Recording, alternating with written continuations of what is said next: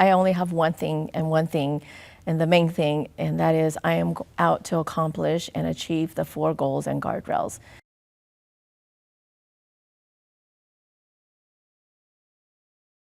As soon as our board got the goals and the guardrails, I started taking them straight to our executive team and our departments to say, as we go through this budget season, it's going to look very different.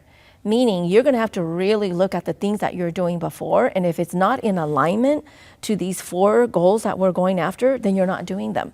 And that makes it really hard for people, right? Because they say, sure, we want focus until they actually have to get rid of some things so that they can get to the focus.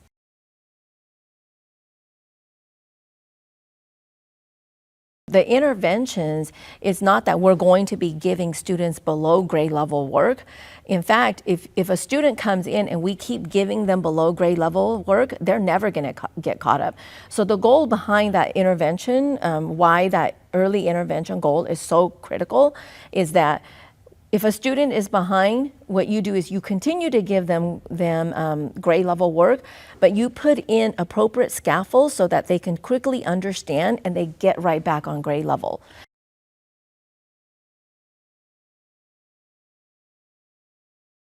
I remember this one time I took a test, and the test was about a family who lived in a 2-story house with a white picket fence and a dog. Well, I don't live in a white picket house with a dog. I have no clue what all that, and the family would have picnics out in the front yard. Well, my family didn't do that, right? So my teacher had to explain, oh, this is what a white picket fence looks like. This is what it is to have a 2-story house, because I never lived in a 2-story house. I lived in an apartment. And so that's when I said the appropriate scaffolds are put in place. So if you got a passage that you're giving to a student and the student has no clue what some of those words means, well, you need to front load those words ahead of time so that when the student gets to that paragraph and they're like, oh, I recognize that word because I was front loaded ahead of time what that meant.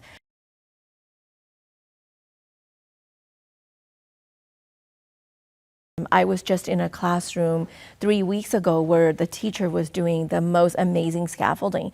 You know, she had about, I would say, I think I counted 28 students in the classroom, and I was able to pull up her roster to see, and they were all varying levels.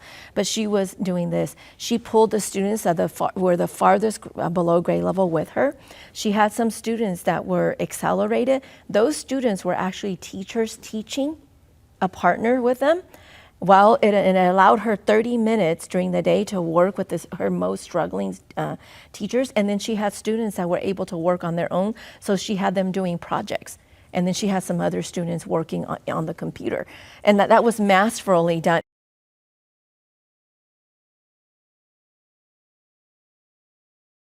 We have 70,000 students and 10,000 employees. Can you imagine if every single one of our employees just took a moment to stop a child and say, hey, I noticed that you weren't coming to school. You know, you were absent the other day. Do you need help with anything? Do you have anything?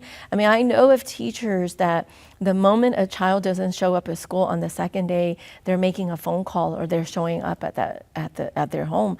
And I'm not saying that everybody gives up their life and not have any kind of life balance to do all that. But I'm saying that what I'm saying is the relationships with students matter.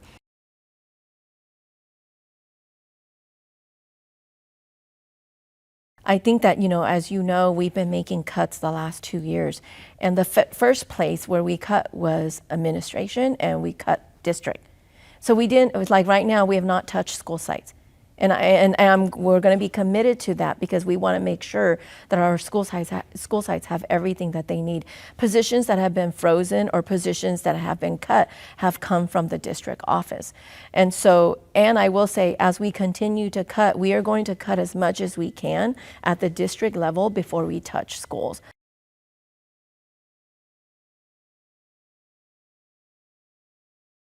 I don't know yet.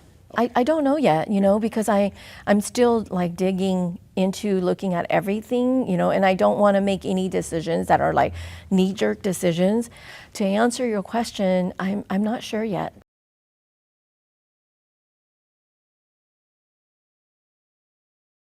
accountability also has to be coupled with psychological safety.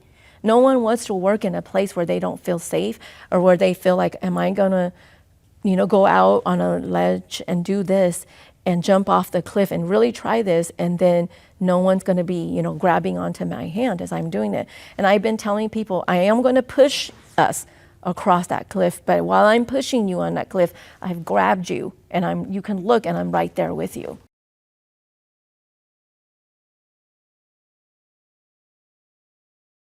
I think the hardest thing, if you were to ask me about what is going to be the most daunting work about about the student outcomes work, is going to be the mindset shift of people. Because as human beings, we like things set a certain way.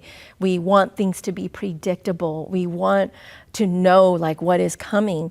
And with this work that we're going to be doing, it is going to be, just like the conversation you and I had around interventions, a kid, you coming in as my student, I may try something and then it may be like it worked, and then 3 weeks later it didn't work, so I have to find something different. And that is going to be what's going to be happening with this student outcomes work that we're doing.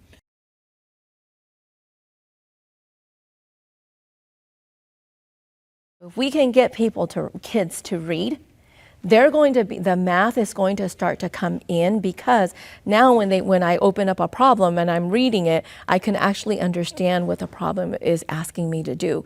And so those, like people see reading and math as two separate things. Actually, they go hand in hand. They are very closely tied together.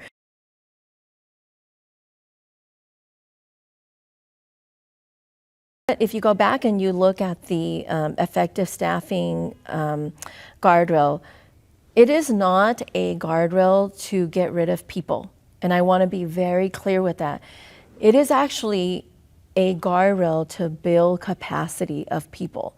So if you go back and you look at it, it says that before we can remove anybody, before we can say, we don't believe you are a right fit for our system, it clearly calls out that we will put interventions in place. We will put support plans in place for you.